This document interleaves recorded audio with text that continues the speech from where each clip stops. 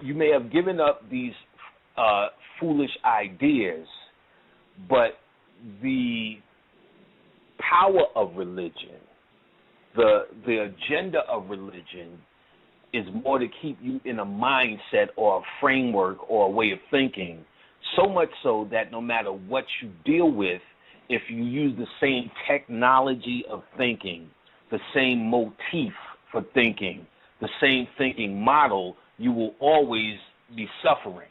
You will always not, I guess for a lack of a better way to say it, have spiritual access to the information you're dealing with. Mm-hmm. So when it comes down to what we're studying, our conscious ancient science, because we still have a religious motif, even though we think we have over Jesus and over Allah or whatever thing it is your parents made you worship first, even though we think we're over that, because we have the same framework, the same technology of thinking that has not been reorganized or reordered, we still have a religious mindset even with our conscious information. So therefore, when you hear, oh, we're talking like this and this is dangerous and the Illuminati's going to get us and this person's going to get us and we need to be quiet, actually you don't, and nothing happens, because what the powers that be do understand, the people that seek to control the masses do understand, is if you don't have the proper way of thinking, then no matter how ancient or powerful the information is, it's useless to you. Until you're able to reorder how you see these things, you cannot access or you cannot make full use of your conscious information. Now, if you need, see, before there was such a thing as religion, the mentality that set the stage for religious practice or religious slavery or religious manipulation or control to come into the game is superstition. When you start feeling or learned out of fear, routine, or ignorance things that you're not supposed to do. This is actually opposite of the true magician, which is the scientist. So in this day and age, your goal as the magician is to be the scientist as opposed to this superstitious entity telling you what you can and cannot do or what is right or what is wrong. Half the time in my class, I'm trying to get people to realize they need to stop asking me if they can do it and start telling me what happened after they did it.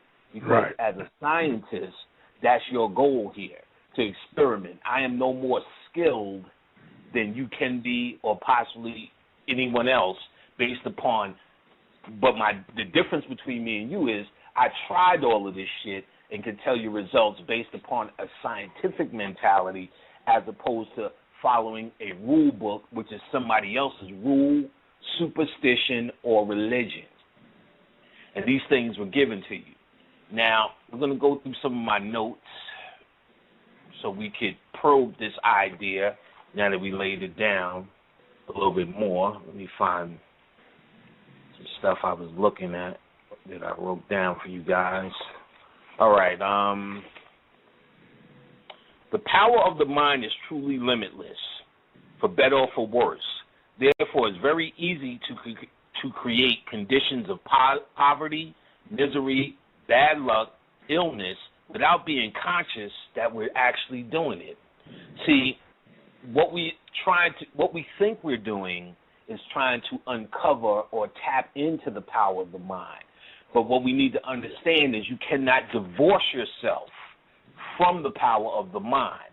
So the conditions that are around you in terms of our poverty, in terms of our feeling like the underdog, in terms of this mass ignorance is because of the power of the mind that was misused and you co-sign and agree with based upon routine and basically just growing up like that.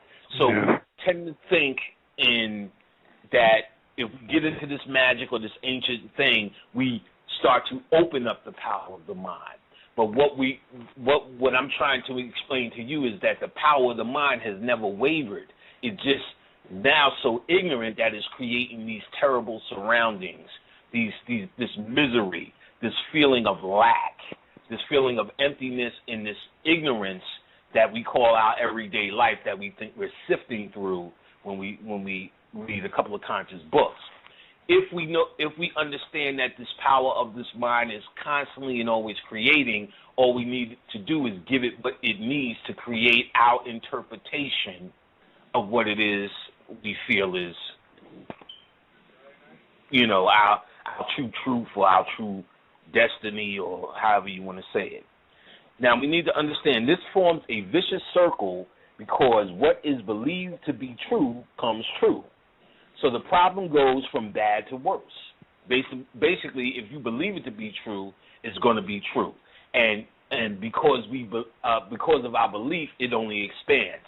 So the more we talk about we hate Jesus, the more of that energy, if you will, of so-called hate Jesus becomes prevalent in our lives.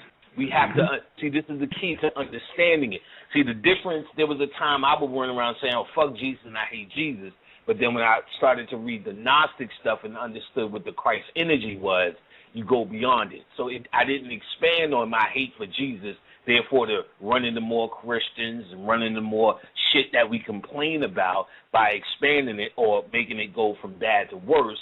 What I did was take the energy and reordered it, because understanding the mind is powerful. The subconscious mind is what you need to actually the subconscious mind is constantly creating your reality. Therefore, you need to give it a better reality, and it's there to expand your reality. So the more we say we hate Christ, we hate, Jesus, this white man, and the more we talk about the Illuminati, because of your powerful mind, the more you expand and see more of this so-called misery. The more you're able to change the attitude in your mind, you're able now to take that power back, which was his ancient intention for the Christ energy anyway. So you need to be able to halt the cycle by simply changing your mind or your attitude. We need to change our attitude. Our attitude, conscious or not, has not changed. It's still, there was a time where it was your slave master, and then when you felt a little bit more liberated, the slave master became the devil. The white man's the devil. And then when you learned a little bit more about the devil, and that shit became played out to call him the devil, he just became this Illuminati, the power that be. So you never changed your attitude, really. You get what I'm saying? Mm-hmm. There's still this white oppressor, opposite oppressor. You need to change your attitude. See, when I changed my attitude, what I understood was we created them, and they're running amok. And it's up to us to step back in our shoes and balance everything out. All of this Mayat and Patah father shit that you're talking about, you have to step up into that role and stop calling them these evil reptiles from other planets that came down to dig gold and all the rest of these things. Because all it is the same